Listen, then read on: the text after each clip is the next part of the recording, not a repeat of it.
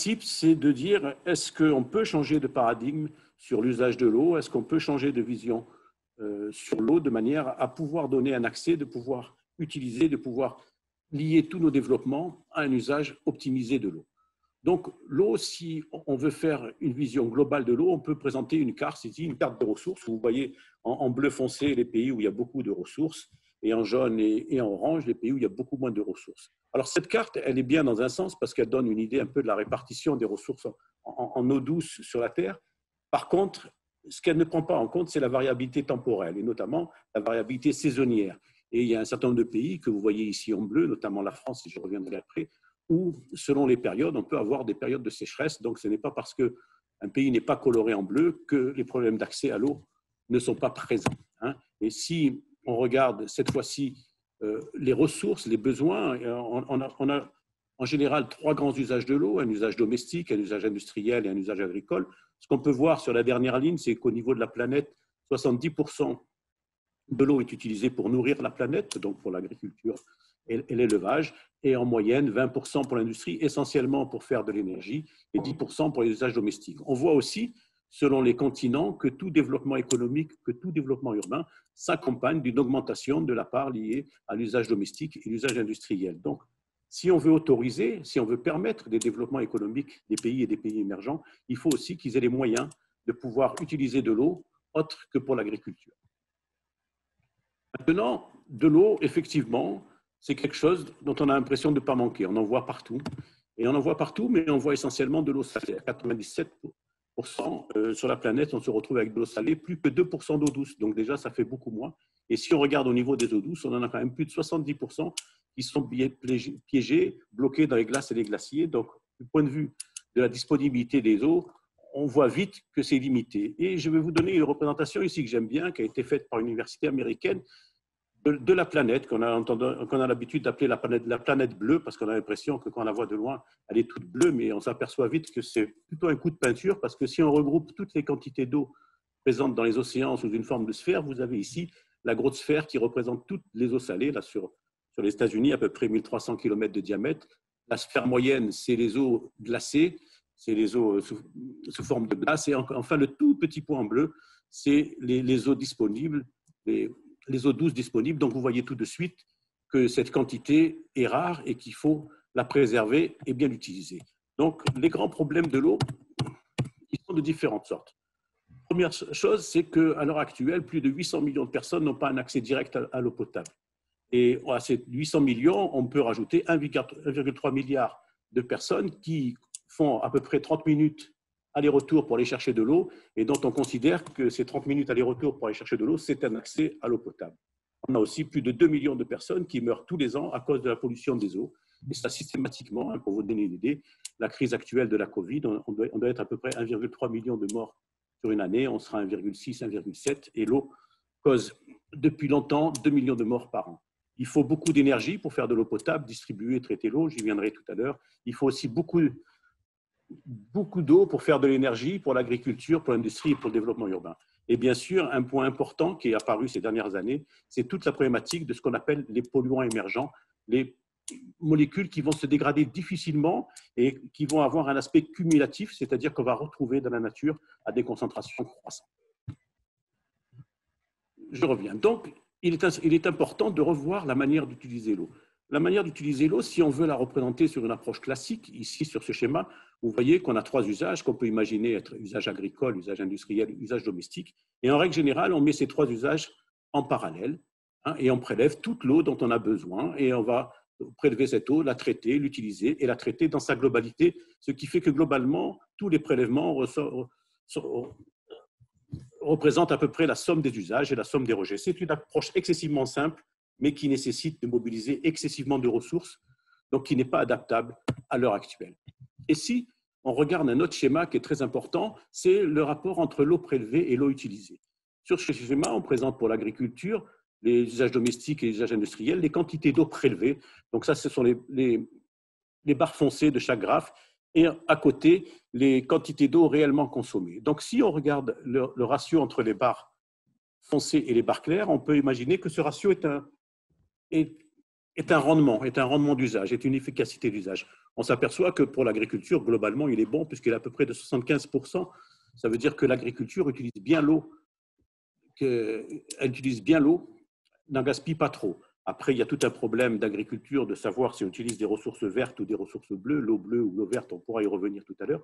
Par contre, si on regarde les usages domestiques et les usages industriels, on s'aperçoit que là, les efficacités d'usage ne sont que de 12 à 13%.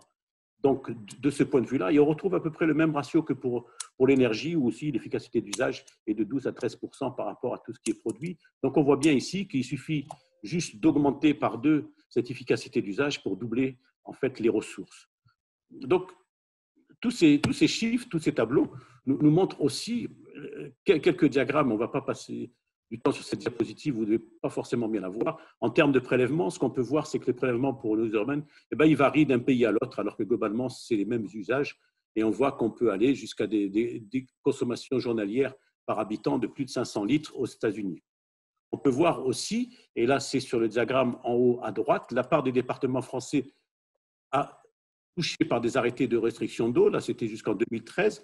Donc, vous voyez que ça variait entre 30 et 70%. Et j'ai repris ici à côté la slide au 1er octobre, sur les quatre dernières années, 2017, 2018, 2019 et 2020, où vous voyez qu'il y a plus de 70% des départements au mois d'octobre qui étaient encore en restriction d'usage en France, un pays qui n'est pas considéré comme un pays aride.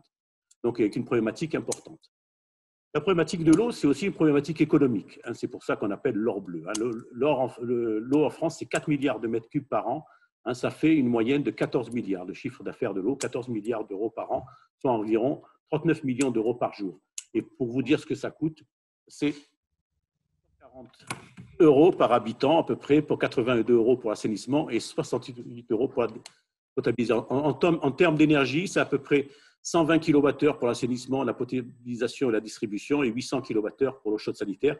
Alors 120 kWh, ça représente en France à peu près une semaine de consommation électrique d'une personne, mais si on applique le même ratio dans un pays en voie de développement, ça va représenter 1 mois ou 2 mois de consommation et on voit là aussi que ceci n'est pas adapté.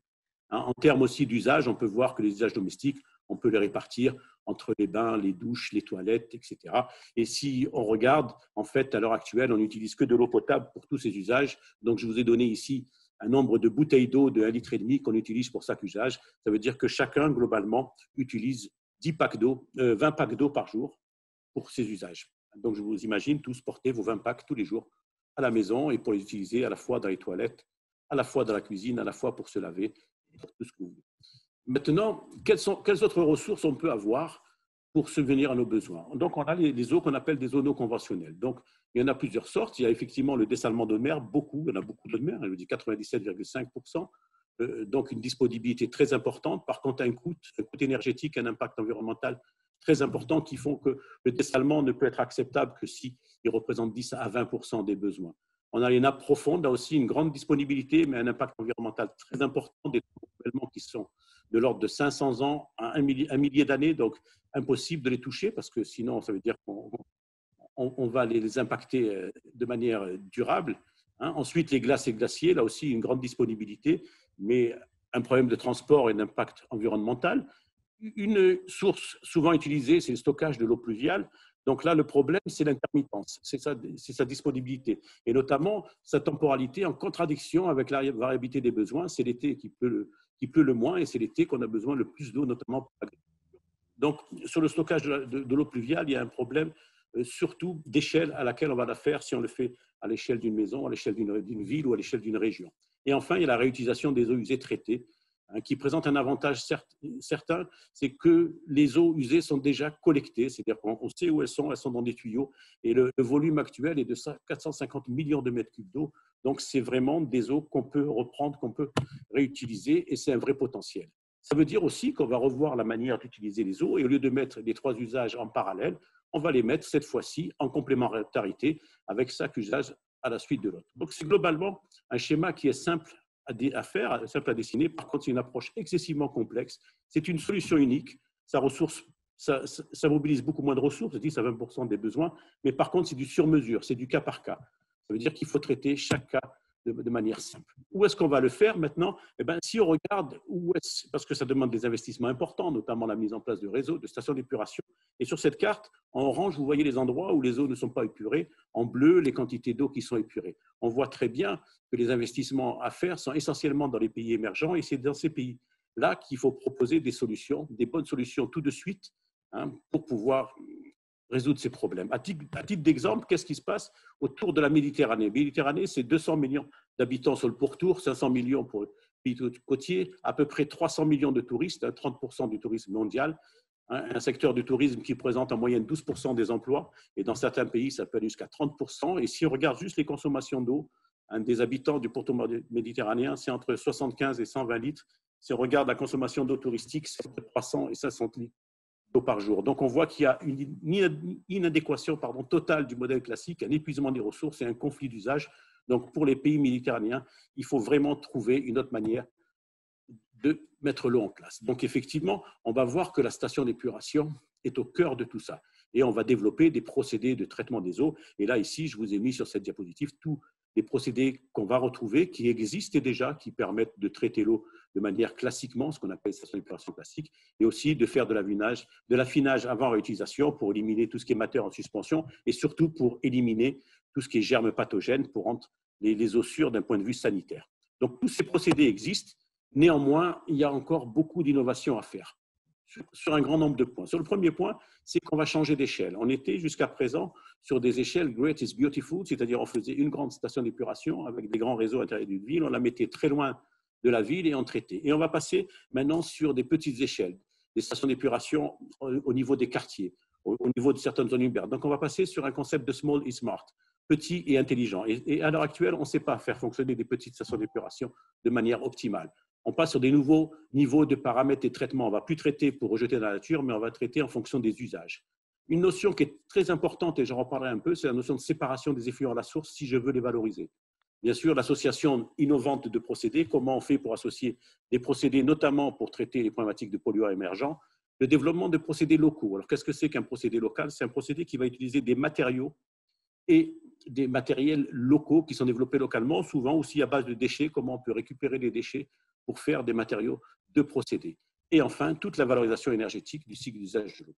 Donc, ça veut dire ici qu'on peut mettre la station d'épuration, WWTP, c'est Water Treatment Plant, c'est la station d'épuration au cœur de tout un système. Et si on regarde ce système, on s'aperçoit, si vous regardez à gauche, en jaune à gauche, que le potentiel de toute la valorisation des eaux usées, c'est un potentiel de 80 € par habitant et par an. Donc, il y a un vrai potentiel économique. Ça représente la quantité d'eau, l'argent qui est dépensé à l'heure actuellement pour l'assainissement. Donc, de ces eaux, on peut en faire bien sûr des eaux usées traitées, ce qu'on appelle reclaimed water. C'est de l'eau qui est désinfectée. Donc, c'est aussi la plus grosse part de valorisation. Ensuite, on peut récupérer de l'azote et du phosphore. On peut récupérer de l'énergie, soit des calories dans les pompes à chaleur, soit encore de l'énergie produite par les boues de stations d'épuration dans des méthaniseurs ou dans des traitements thermiques. Donc, vous voyez que les quantités d'énergie sont importantes.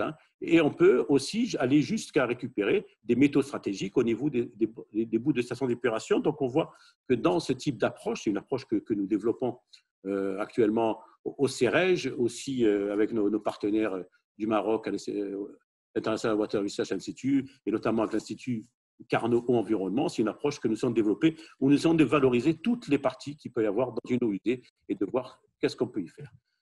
Bien sûr, les eaux usées ne sont pas simples et on s'aperçoit qu'il y a plein de types d'eau usées. Donc, j'ai essayé ici de regrouper toutes les eaux. Il y a les eaux, on appelle ça des eaux grises. Vous entendrez parler d'eau grise, c'est les douches, les lavabos, les cuisines, les éviers. On entendait parler des eaux vannes, c'est celles qui sont liées au WC, des eaux urbaines. On va parler d'eau de toiture, d'eau de ruissellement pour les eaux pluviales. Pour les eaux industrielles, on va parler d'eau de refroidissement, eau de lavage, eau de production.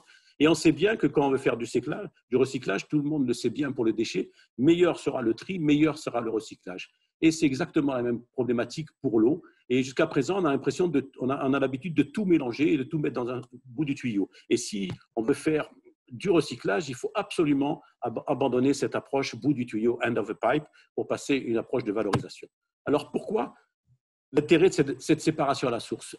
Elle a deux intérêts. Bien sûr, elle permet de valoriser les différentes quantités d'eau et surtout de ségréger les risques. Alors, valoriser les eaux, si je regarde en termes de volume, si j'ai besoin d'utiliser des volumes d'eau, on s'aperçoit que l'essentiel du volume, ce sont des eaux grises qui sont relativement peu polluées, donc qui sont faciles à traiter et on peut en tout cas récupérer un grand volume et les traiter sur des circuits assez courts. Si on veut récupérer l'azote se trouve à plus de 80% dans les urines. Donc là, c'est un très bon engrais. Les urines, globalement, c'est des choses qui sont propres. Hein, et si on les mélange avec les eaux usées, on va les diluer d'un facteur 100 à 150. Et si on veut revaloriser l'azote après cette dilution, on va dépenser beaucoup plus d'énergie, beaucoup plus de procédés, juste pour reconcentrer l'azote au niveau des urines. Donc, si on veut récupérer l'azote, on a plutôt intérêt à le séparer à la source. Et là aussi, l'intérêt, c'est de ségréger les risques, puisque les risques sur les pathogènes, on va le retrouver essentiellement dans les fesses, les eaux grises et les urines, et les risques des médicaments essentiellement dans les urines et dans les fesses. Maintenant qu'on a dit ça, là aussi, il faut trouver les bonnes échelles. Il faut trouver les bonnes échelles en fonction de ce qu'on veut faire. Si on veut faire du recyclage d'eau grise, pompe à chaleur, nutriments, réutilisation, on voit tout de suite que pour tout ce qui est eau grise, pompe à chaleur, on peut trouver des échelles à l'échelle individuelle, à l'échelle de l'immeuble, du quartier. On peut trouver des petits procédés, des petits investissements qui permettent de bien fonctionner. Si on travaille sur les valorisations des métaux, production d'énergie, réutilisation des eaux traitées, là, on va travailler à des échelles de région. Si on travaille sur du pluvial, là aussi, on va travailler sur des échelles beaucoup plus grandes avec des investissements d'un autre ordre à l'échelle des régions, à l'exception des toitures qu'on va pouvoir recycler avec les eaux grises au niveau individuel. Mais toujours trouver la bonne échelle pour le bon procédé, pour la bonne réutilisation. Donc, il faut se poser cette question.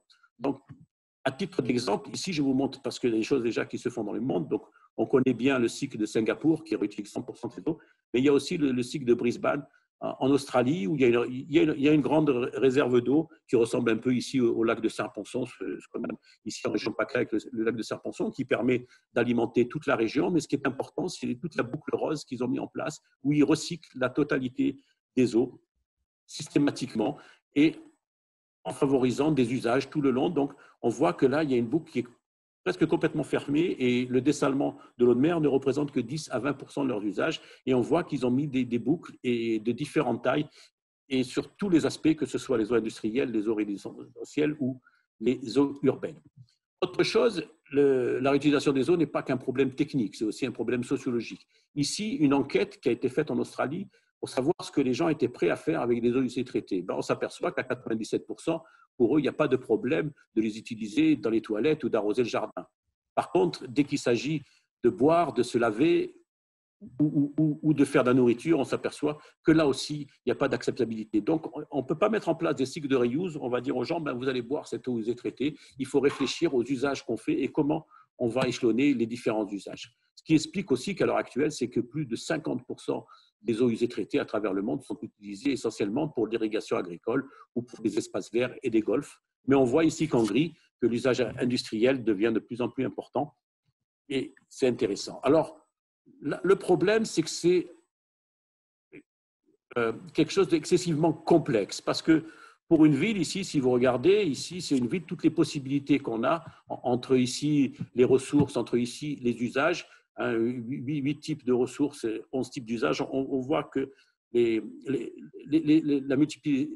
la multiplicité des scénarios est excessivement importante et c'est très compliqué de faire le bon choix. Et il est important de faire le bon choix parce que si on ne fait pas le bon choix, si on ne fait pas le bon investissement, eh bien, tout simplement, on ne peut pas mettre en place ces cycles de reuse et on dépense beaucoup d'argent pour rien du tout et en tout cas, on met des solutions qui ne sont pas adaptables. Ensuite, la reuse dans le temps. Pourquoi? Regardez ce schéma. Donc, vous voyez ici le schéma. La courbe bleue en haut, c'est la quantité d'eau prélevée par an entre 1900 et 2050. Et les courbes qu'on va trouver en dessous, la courbe orange, la bleue et la jaune, ce sont des courbes, ici je reviens, avec des taux de reuse de 40%, 60%, 75%, 90%. Et on s'aperçoit, et notamment si on regarde la première courbe, avec une reuse de 40%, ce qui serait déjà pas mal de réutiliser 40% des eaux qu'on utilise, qu'on traite sur la planète. En France, on est à 0,5%. Si on réutilisait 40% de ces eaux, on ne ferait que déplacer le problème que de 40 ans. Et que si on veut augmenter un peu, que déplacer l'impact. Donc, on n'a pas une solution durable. On considère qu'une solution durable, si elle est supérieure à 80 à 100 ans. Et si, par contre, on voit qu'on additionne cela à une économie d'usage, et ici, je réduis, par exemple, mes usages de 20%, et que je continue à faire 40% de reuse, eh ben, on augmente ce pas de temps à 70 ans, à 80 ans, et là, on commence à avoir quelque chose de durable. Donc, la réutilisation n'a d'intérêt que si elle est associée aussi à des économies. Voilà. Enfin, tous ces problèmes de réutilisation des eaux, c'est des problèmes qui sont absolument pluridisciplinaires. Hein. Ici, vous voyez en bas, il y avait bien sûr des facteurs technologiques que je vous ai expliqués, mais qui ne sont pas les seuls. Et à chaque fois, il faut prendre en compte des facteurs politiques, des facteurs socio-économiques, des facteurs environnementaux. Et si on ne prend pas tous ces facteurs en compte systématiquement, eh bien, on ne va pas construire un bon schéma, on ne va pas construire une bonne solution. Donc, vous voyez qu'il faut faire travailler des gens de différentes disciplines, des gens de différents secteurs, il faut faire travailler des politiques, il faut faire travailler les utilisateurs, il faut faire travailler les scientifiques, il faut faire travailler les industriels ensemble et tenir compte, bien sûr, de tous ces aspects-là dans ce qu'on appelle une approche globale d'économie circulaire. Voilà, je termine ici sur une diapo, un schéma que m'a montré, un bas-relief que m'a montré mon collègue Étienne Paul de l'INSA de Toulouse. En fait, c'est un bas-relief que vous trouvez sur une banque à Düsseldorf qui a été fait en 1956 pour faire de la publicité pour leur livret d'épargne.